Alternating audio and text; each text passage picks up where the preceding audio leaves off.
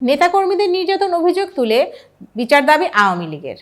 দলের নেতাকর্মীদের নির্যাতন করার অভিযোগ তুলে বিচার দাবি করেছেন আওয়ামী লীগ।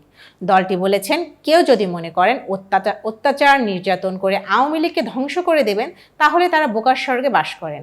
গতকাল বৃহস্পতিবার বেলা 2টায় আওয়ামী লীগের ভেরিফাইড ফেসবুক পেজের দেশবাসীকে উদ্দেশ্য করে এক দীর্ঘ পোস্ট দিয়েছে দলটি।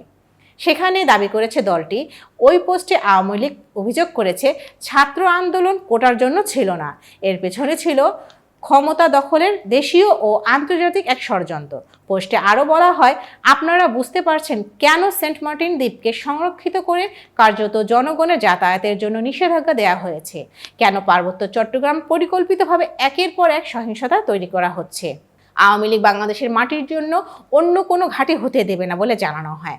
আওয়ামী লীগ বলেছে, 5 আগস্টের পর সংখ্যালঘু সম্প্রদায়ের উপর নির্মম হত্যাকাণ্ড, অত্যাচার ও নির্যাতন চালানো হয়েছে। পীর আউলিয়াদের মাজার ধ্বংস করা হয়েছে, এমনকি মসজিদও ভাঙচুর ও লুটপাটের হাত থেকে রক্ষা পায়নি। এর দায় বর্তমান সরকারকে বহন করতে হবে বলে মনে করে আওয়ামী লীগ। লেবাননে ইসরায়েলি হামলার নিন্দা জানিয়েছেন মির্জা ফখরুল।